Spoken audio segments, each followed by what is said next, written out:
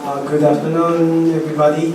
I'm Kyushu University of the lead PI of Electrochemical Energy Conversion Research Division of I²CNER.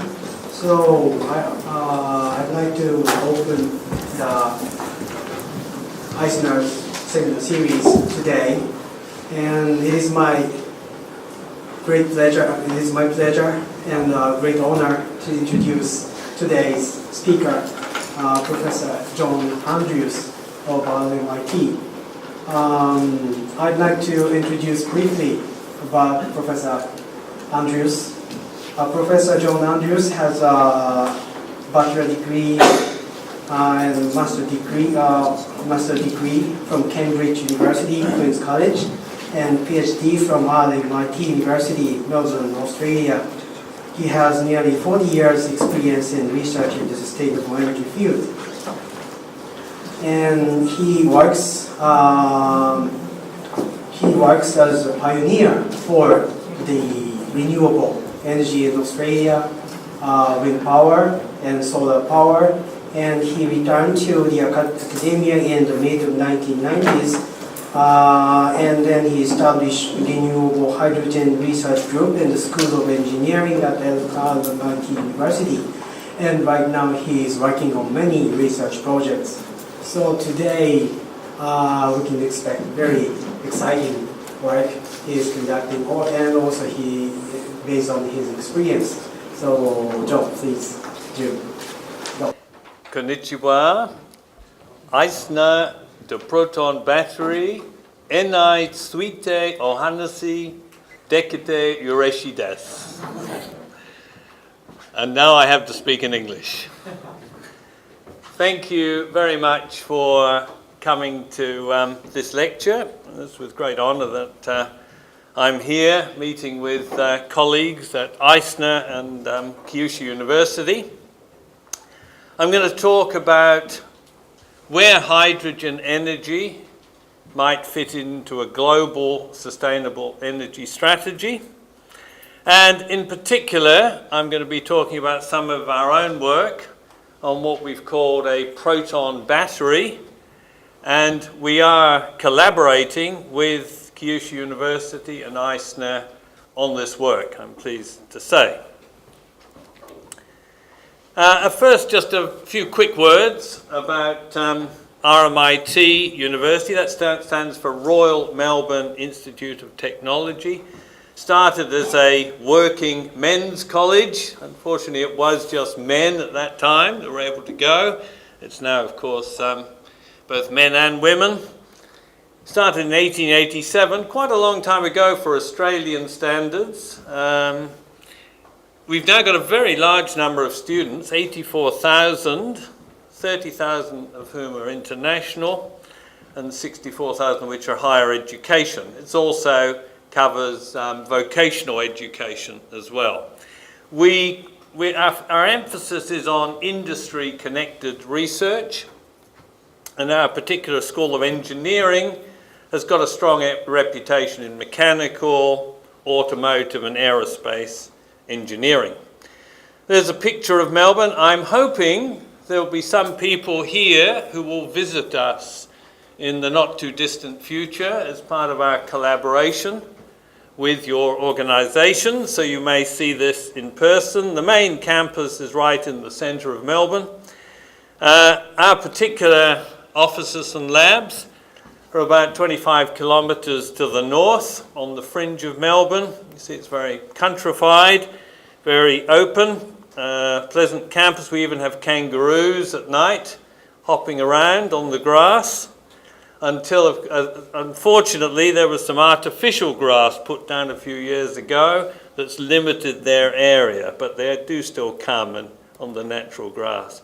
And for those who do come, we've got some very nice country scenery around. This is the ocean coast just to the south of Melbourne, where often myself and my family go on holiday.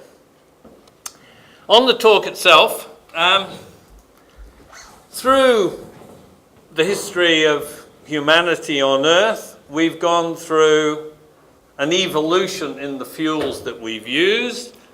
We started with just wood, biomass. We then moved to the fossil fuels, coal first, petroleum, then natural gas. And you can see the heating values on the right here. Have I got a cursor? Yeah, see the heating values, quite high heating values. And with coal, petrol, natural gas, very high energy density fuels, both in terms of energy per unit mass and energy per unit volume. And that's why, of course, it's very difficult now to transition away from those fossil fuels, which we need to do because burning those fuels leads to greenhouse gas emissions, and as we all know, we have to radically cut greenhouse emissions if we're to avoid catastrophic climate change. What I'm going to talk about today is the concept of a reversible hydrocarbon, where we're looking to store hydrogen in a carbon-based material, but not in a way that they are in fossil fuels, where you have to burn the fuel in oxygen to get the energy out, forming carbon dioxide and water, but in a way that the carbon is there, and we move the hydrogen in and out and get the energy essentially from the hydrogen. That's really the challenge, and I think we would all realize that we need storage associated with renewables to get to a zero emission global energy economy. Very quickly, the Intergovernmental Panel on Climate Change and all climate authorities say we need to now get to near zero emissions by mid this century. It's only, 32 years away. There are many different suggestions as to how we do that, but I would put that the most sustainable way to do it is firstly push energy efficiency to the economic limit. That's the easiest way to cut emissions and usually the most cost effective. We need to be introducing renewables, all those that are there, solar, wind, hydro, geothermal, biomass. But since not all those renewable fuels are there all the time, constant, we'll need some form of storage. And that's really where the work that I'm talking about today comes in. As I've written on my little message, nice custom for you, I think it's actually a moral imperative that all of us here who've got scientific and technical skills use those to make whatever contribution we can to getting the technologies we need to move towards zero emissions. It is a moral imperative, and it's an unprecedented situation. We need to be working as fast and as hard as we can to get those solutions.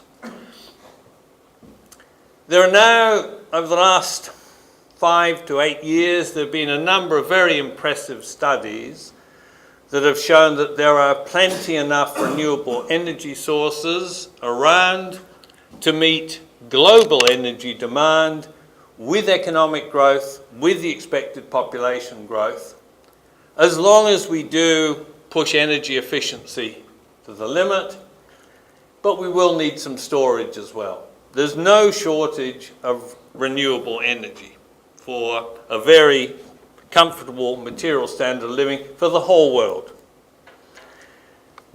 The alternatives to today's fossil fuel-based system, there's nuclear fission. I know you've had experience of this in Japan, where there are concerns about radioactive wastes, reactor safety, but over and above that, there are questions of economics and the rate of deployment if we look at introducing new reactors. There's carbon capture and storage, which I know there is some work on this in I²CNER. My own view is that it's going to be very difficult to get that economic at the scale we need to keep using coal at a very high rate, as we have been doing. It may have a role, but it's going to be very hard when we look at the quantities of carbon dioxide we have to bury. I wouldn't rule nuclear fusion power out. As a scientist, I know how clever scientists are and how good we are at getting things working, but it's not there yet. So to be prudent, we need to be relying on other things. To be precautionary, we need to do that. Then there's various other different forms of fossil fuel that there's plenty of, but very hard. All of those involve emissions. I took the opportunity to have a quick comparison of Australia's and Japan's energy situation. We both relied heavily on fossil fuels. Australia, the Australian economy, has relied greatly on coal exports, now LNG exports, and also uranium exports. Japan has mainly been an importer of fuels. Australia has got abundant reserves of resources, of solar, wind, wave resources, biomass. Japan, but a very low population. Our total population is 26 million in a landmass that's as big as the US, a very large area. Japan, I know, has also got probably some very good renewable resources, as every country has, but the population is much higher, and that's always the challenge when you're moving to renewables. Have you got enough area to collect the energy you need for a concentrated population? So I think Japan has got some particular challenges in terms of this kind of renewable energy-based economy. And that's no doubt why the government is looking at energy imports, but importing energy that has got zero emissions, low emissions, or net neutral emissions. Our target is not very high. The Australian target, 26% reduction in greenhouse emissions by 2050. Japan's target is, interestingly, about the same. It's compared to a different base year. But Japan at least has a longer term target, 80% by 2050. It's with some embarrassment that I say Australia has so far not declared itself as having a long-term target. Indeed, climate change has been a very politically sensitive issue in Australia. I can think of at least 3 prime ministers who've lost their job while in the middle of their terms through the climate change issue. For different sorts of reasons, but climate change has been a dominant issue.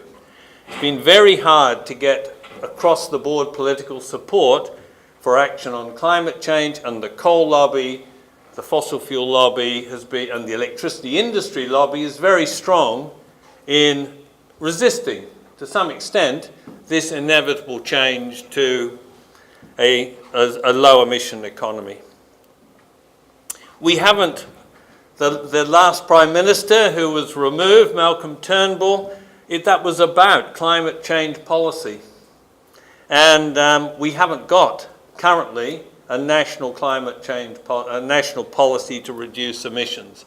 I'm pleased to see Japan does have one. And I think that's very good and hope that keeps going.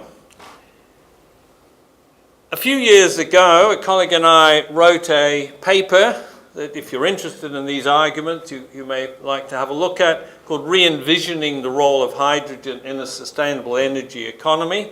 It was at a time when hydrogen was not popular globally. It goes up and down as to the amount of interest there is in hydrogen. So we tried to argue where hydrogen best fits in, and we saw that battery electric vehicles and hydrogen fuel cell vehicles can coexist quite happily. Their roles can be complementary. We don't need to set it up as a great battle between those two technologies. Hydrogen fuel cell vehicles, where you want a vehicle that has got comparable range and refill time to petrol vehicles or diesel, Hydrogen fuel cell is probably the advantage, where you've got the ability for quite frequent recharging, shorter distances. Battery electric vehicles may be better, particularly bearing in mind the higher round-trip efficiency of batteries. But I think there's a role for both. Hydrogen may also have a role, and this is being increasingly recognized, for the longer-term storage of energy from renewables. If you only have renewables, you need some bulk energy storage for energy security and national security. Hydrogen could play that role, produced from renewables. So our guiding vision in our particular group, we're interested in reversible storage of hydrogen in novel forms of porous carbons. We've done a lot of work on reversible hydrogen fuel cells, now looking at integrating the hydrogen storage into the cell. And we've introduced the concepts of the proton battery and the proton flow reactor, which is what I'm going to be talking about today. There's a long way to go, however. Some of those are more advanced than others, but it's a long journey ahead.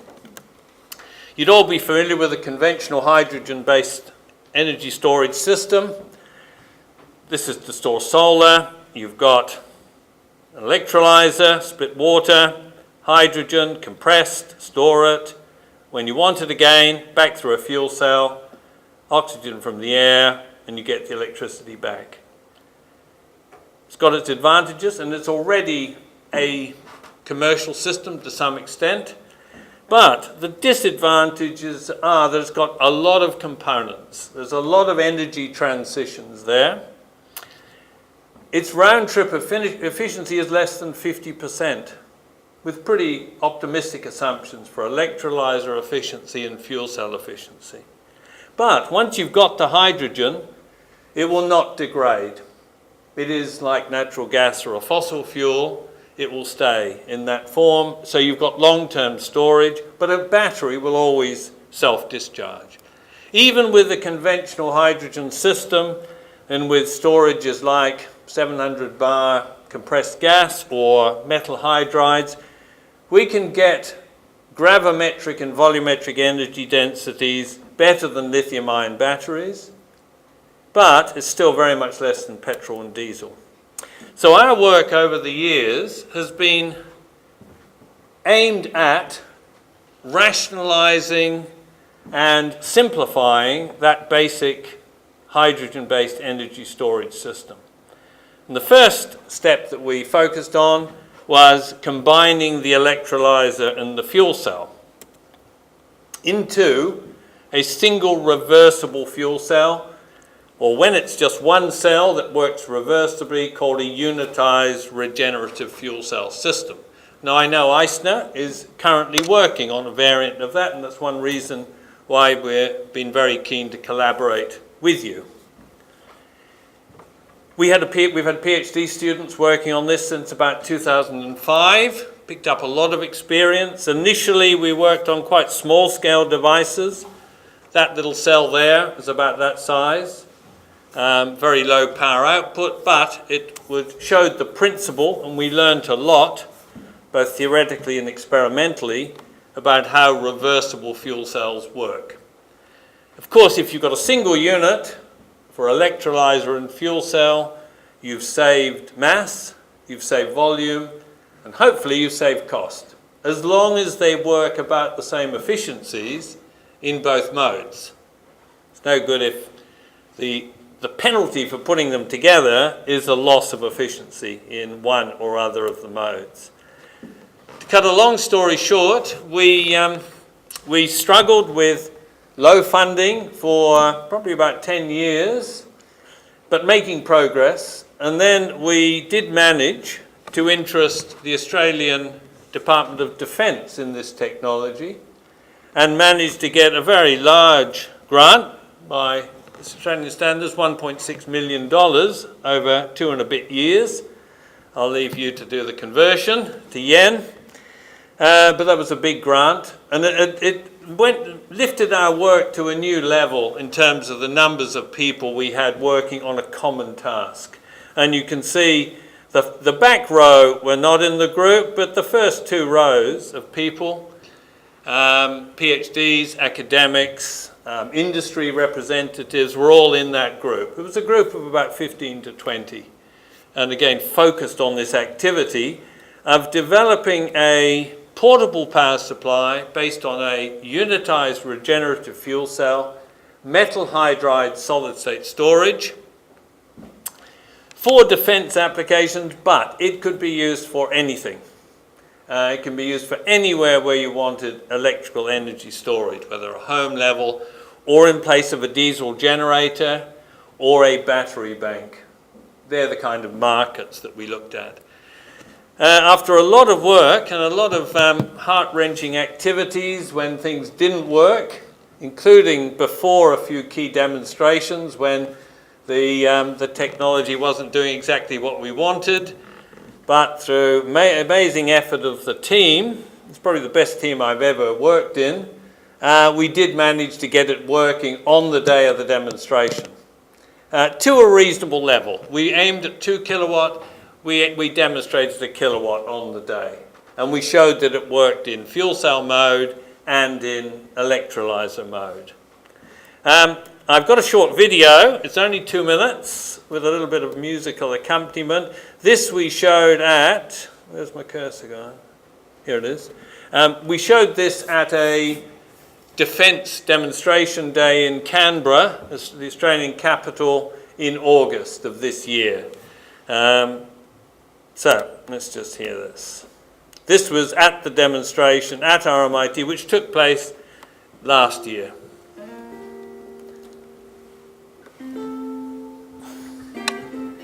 So there is the unit. It's about the size of about this table here.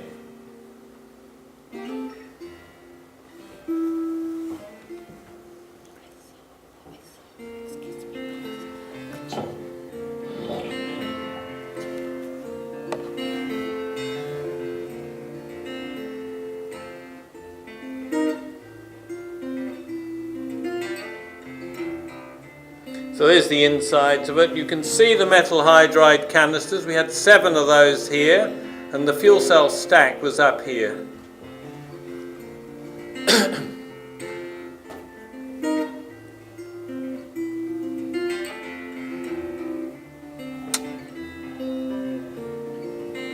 So we ran with it. We ran a light.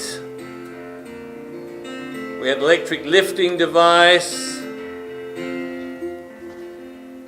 It's important to show things working with and doing. I had a fridge for a field office, and we had an inverter and a computer going. We had a range of showing the range of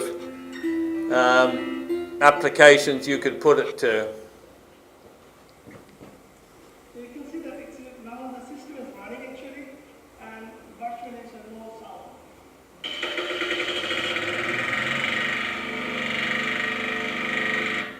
That was to compare, that's why defence were interested, silence. Very silent operation. The alternative they use is diesel or petrol. That was a particularly noisy generator, but we know they are noisy. There's the hydrogen being produced, and we're targeting 50% lower mass and volume than lithium-ion batteries with the unit as a whole. That's what we're after.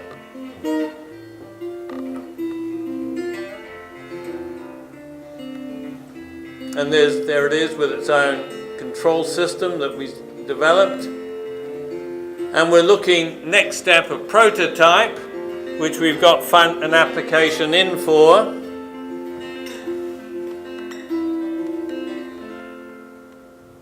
There we go.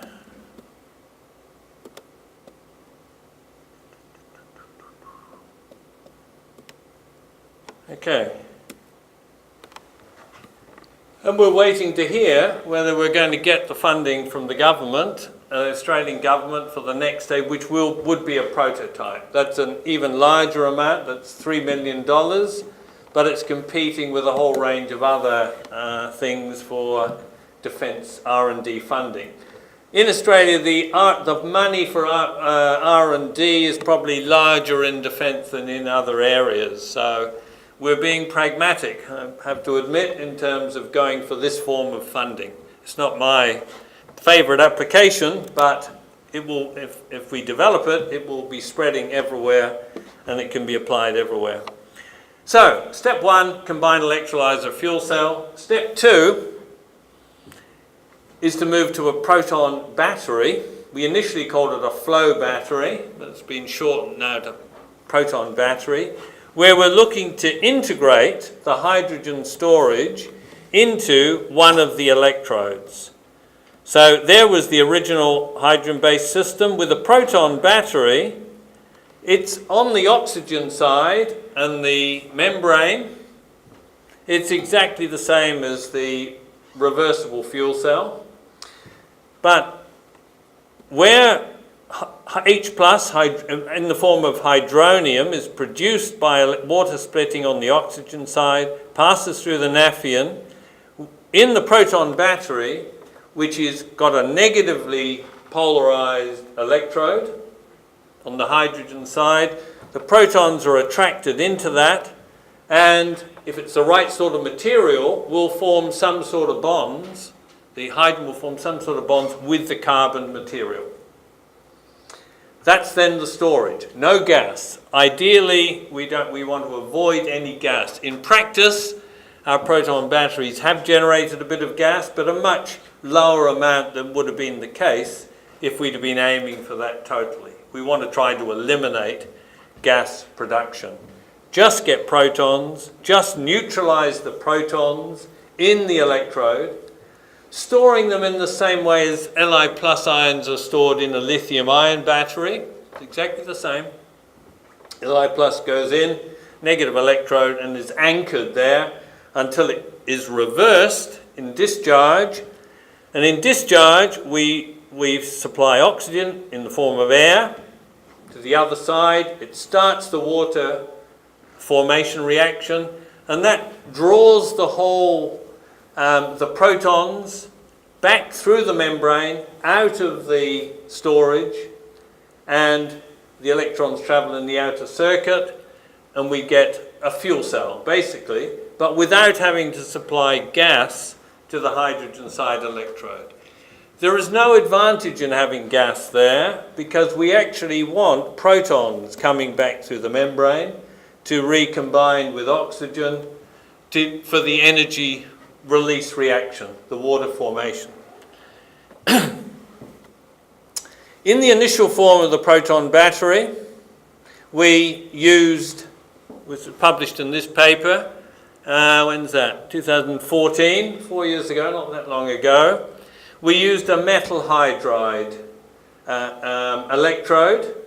So it's an alloy that easily forms a hydride. It was a similar type that's used in metal hydride storages. The advantages, potentially, of this concept, if we can get the right material, we should be able to get higher energy densities, more hydrogen stored per unit mass and per unit volume of the electrode.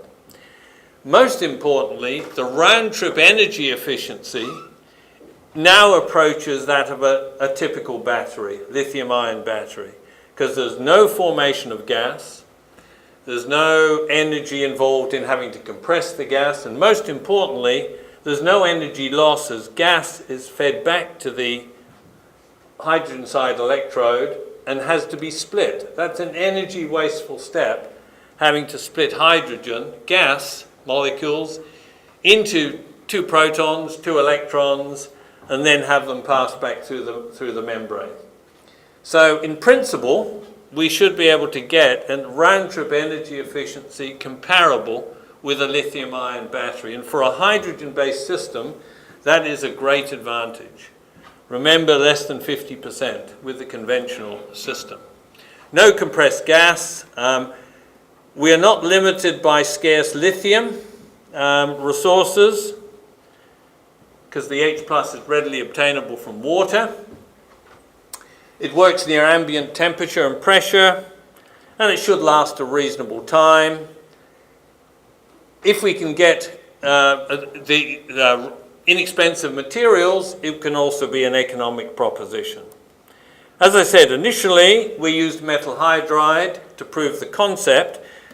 We got about 0.68% hydrogen into the metal hydride electrode, but we only got about 0.05 or so % out. It worked, but it was not really very reversible. Also, we had quite a bit of hydrogen gas produced, because in our metal hydride there was some nickel, and nickel catalyzed the hydrogen gas evolution reaction to some extent. Also, the metals in metal hydride contain some rare earths, and they're very expensive. If you buy these metal hydride canisters, they're phenomenally expensive. So for all those reasons, we then decided, this was about 3 or 4 years ago, to concentrate on a carbon-based electrode for hydrogen storage. And that's where this reversible hydrocarbon concept came in. We've had lots of PhDs and postdocs working on that. And we've called the concept a carbon H-park because it's a bit like a multi-story car park where the structure of the car park, the concrete, this would be a carbon matrix, perhaps a bit like graphite, or preferably with some more separation between the layers, but a layered carbon structure. And the analogy, the cars, or the cars represent the hydrogen atoms that have to get in and out of the car park. And the task is to get good kinetics and, of course, a lot of spaces for the cars, which are the hydrogen. So we're focusing on layered carbon materials or porous carbon materials with a very high internal surface area in order to have lots of sites for bonding with the hydrogen. And we also have to look at larger passageways for the bulk transport of protons to have reasonable kinetics. There's a lot in that whole process of getting that working. We only want relatively weak bonds here. It's not like the usual covalent CH bond, which is what, 250, 260 kilojoules per mole. We only want 20 or 30 kilojoules per mole, and we're trying to do it electrochemically. There's no combustion. We're trying to get this happening as part of an electrochemical process, which should have lower potential energy barriers than would have been the case if we had hydrogen adsorbing or something like that. Pretty clear. Why carbon? Well, one, it is a very poor catalyst for gas formation, because it doesn't have any carbon atoms, don't have any d orbitals, which apparently play a key role in catalysts for the hydrogen gas evolution reaction. As a base material, it's very abundant, but we will need very specialized forms of carbon for this application. It's not going to be just found naturally to work very well in this thing. It's light. There are many porous carbon media. We want porosity. It's inexpensive for the precursor. Time will tell as to how expensive it is to make sophisticated novel forms like graphene or carbon-nitride, which are the things we're interested in. Earlier this year, after a number of PhD students ran into problems in their projects in getting reversible hydrogen bonding in a proton battery with carbon for a number of reasons, but there, as often happens, a PhD that shows that something is not possible is also a step along the way. It tells you what not to do and guides you towards what may be an alternative. And we had a couple of PhDs like that. And eventually, using an activated carbon electrode, it was a specialized form of activated carbon made from phenolic resin, actually by a research group in Spain initially that we had a collaboration with. Very high internal surface area, high bet surface area, and a distribution of pore sizes from macro, micro, meso, micro, and ultra micro pores right down to 0.7 nanometers, only 7 angstroms, where the evidence suggests is where the most appropriate form of bonding with the carbon takes place. We need those pores less than a nanometer to get that. In graphite, the separation between layers, as you know, I think it's about 0.35 nanometers. So we generally want double that to be able to get hydronium in, but we don't want a lot of very large pores either. So with that paper that we published earlier this year, it generated a great deal of publicity internationally. There is the unit again. It's still one of our basic cells about that size. The active area was only 5 square centimeters. Again, a reversible fuel cell, but with this integrated activated carbon electrode, but with a liquid electrolyte, in this case sulfuric acid, basically filling the pores in the electrode. This was essential to provide the proton conducting pathways out of the naphthalene and into the sites in the heart of the activated carbon where there could be bonding. Had an open circuit voltage, 1.12.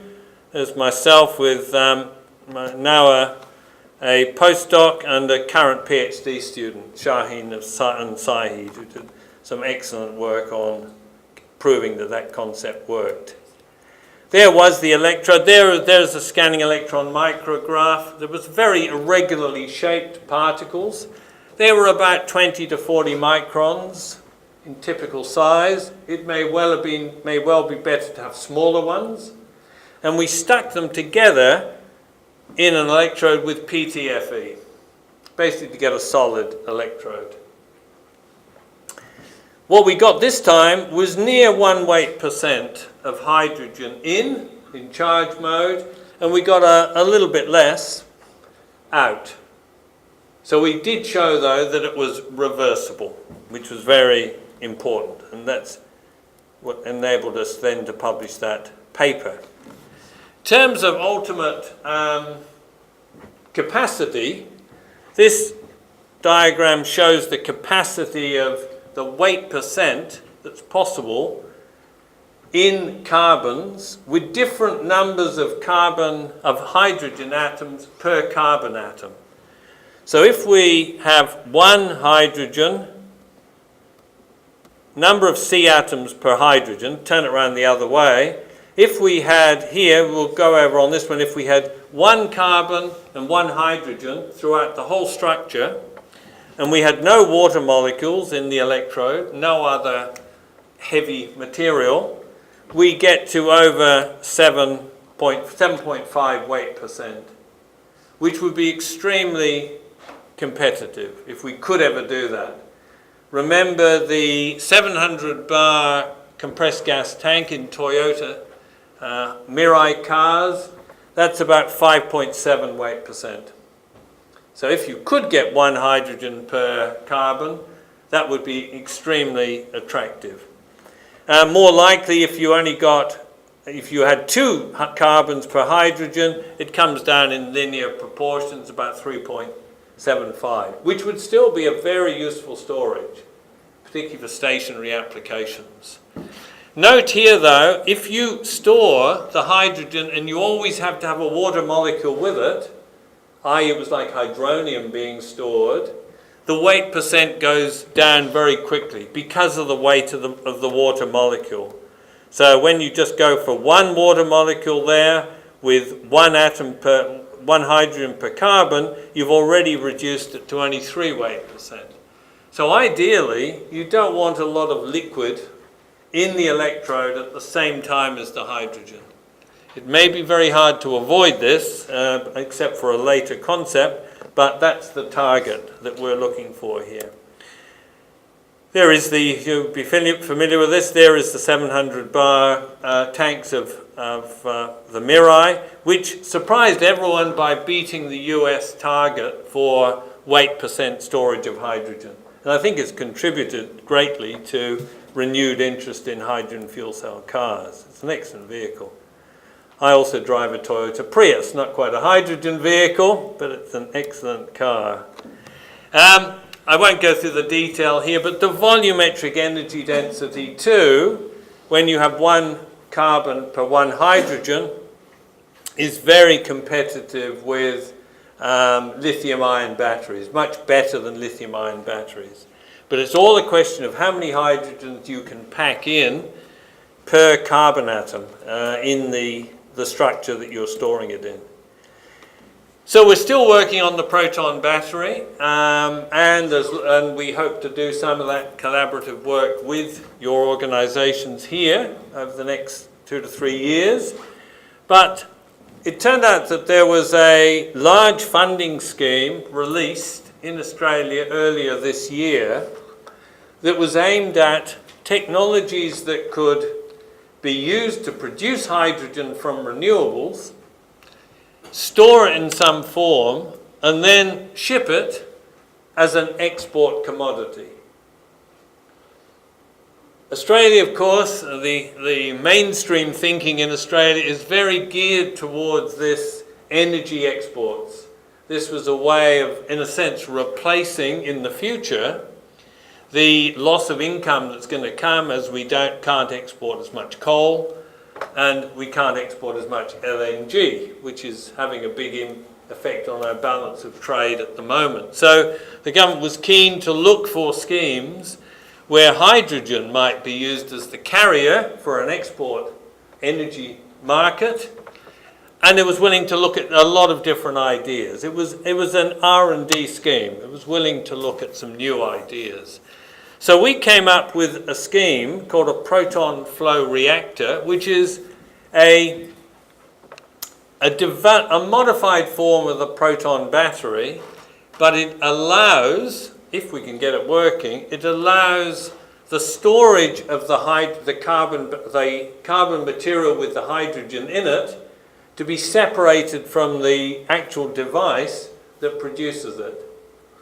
So the key point was to be able to use the similar kind of proton battery, but in this case, we were going to have a stream of carbon-based material, particles passing through this, what we call a reactor, with a bit of kind of connection to nuclear reactor, but there's no nuclear fission involved in this.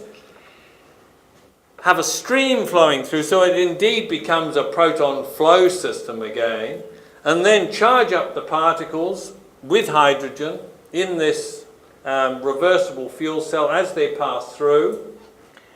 They'll need to have some sort of liquid or electrolyte there, so we would then want to separate out the liquid and then store it.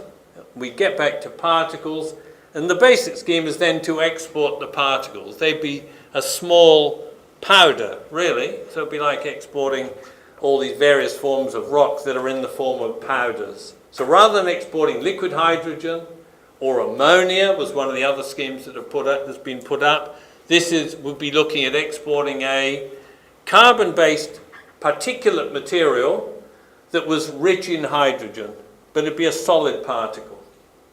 The other end, we would have to reconstitute it, mix it with a liquid, and flow it back through this system to get electricity again. So in that way, it's a reversible hydrogen-based system.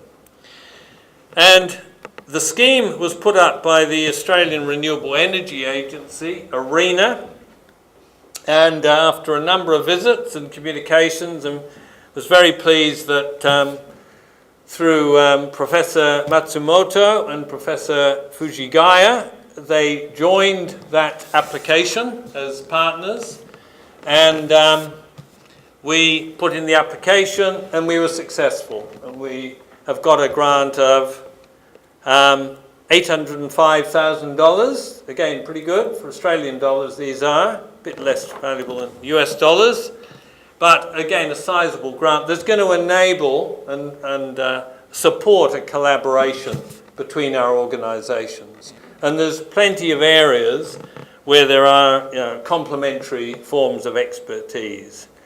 The applications of this also allows the proton battery concept, if it can be made to work, to be implemented on the very large scale, because what we're storing is a powder that is rich in hydrogen.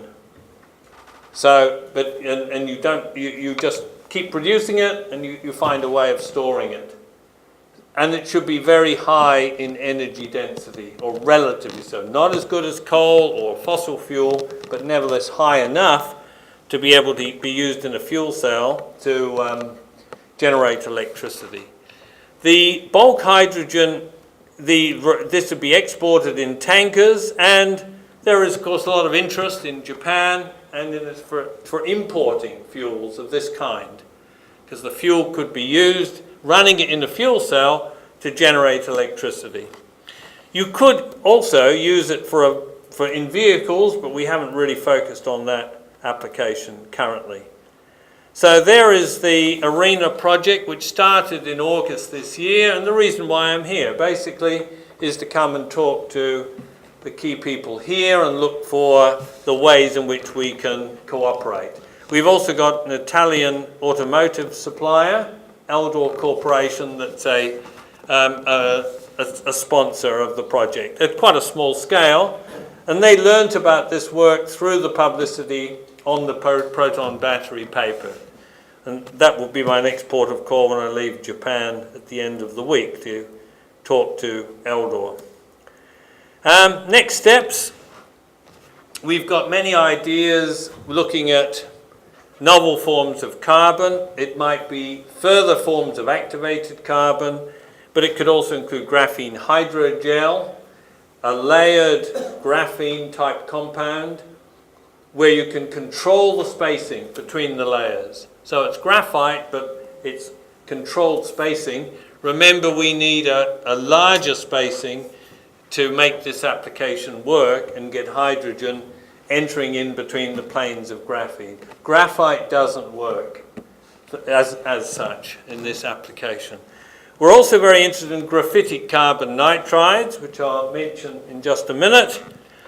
And we've also, in this project overall, we've got, we're looking at molecular modeling, computer simulation, using quantum classical approaches, which I'll say a little bit about, to understand what's going on in these reactions between hydronium and carbon surfaces at the more fundamental level. Because to be honest, we really don't know what sort of reaction is taking place, exactly what its energy is and what the form of it is. You may have come across these. This is some work in actually Monash University next to us, who we're collaborating with. Professor Dan Lee there developed this very interesting layered graphene gel, called a hydrogel, with this controlled spacing. And we're trying out that. It looks like that. You can produce it as a foil. So we're looking at making electrodes of that and seeing how they perform in comparison with the activated carbon in a proton battery. So those experiments are in progress.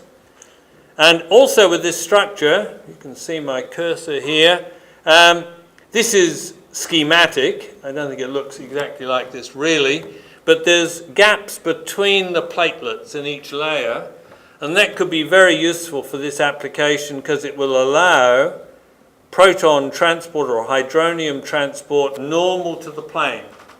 Rather than all hydroniums have to go in from the sides, from edge planes, they might be able to go in and then move normal to the plane. So it may open up much faster kinetics. We're also interested in carbon-nitrides. You may know that there is an analog of graphene where you can have a single atomic layer thick structure, which is equal numbers of carbon and nitrogen. So we still have the hexagons, the aromatic hexagons, but every other atom is, you go carbon, nitrogen, carbon, nitrogen. similar forms of bonding, and some of these forms, it depends on how they're made, but some of the forms are semiconductors and some are near metallic in their properties. So we're very interested in these, and one reason why is that's other forms of structure. There was a study by Density Functional Theory, reported by Tan et al. A couple of years ago, that showed that these carbon nitrides would be very effective at adsorbing hydrogen molecules on their surfaces and could even be switched on electrically and off by adding electrons to the carbon nitride structure, pushing it negative. It can attract the hydrogen molecule. This isn't now hydronium, it's a hydrogen molecule. And then when you took the electrons away by reversing the potential, the bond between the hydrogen molecule and the surface was greatly reduced, the strength of it. And the hydrogen then came off. In the modelling, this is not an experimental study as yet, but that interested me greatly because in a way that's exactly what we want in the proton battery. We want to be able to control the bonding between the carbon and the hydrogen by changing the potential. This study was done by UNSW in Sydney, Australia, and it looks at these kind of dough-like things. You can see the matrix of C and N underneath. It's the hexagonal matrix in the middle of that dough. The green areas are electron rich. This shows the charge density in the electron cloud and take into account the nuclear charges. So most importantly, when you charge up this carbon nitride, you see you get more and more of these green areas, which are the electron rich areas. So they become net negative, and these would be potentially ideal sites for attracting hydronium and having a bond between C and H.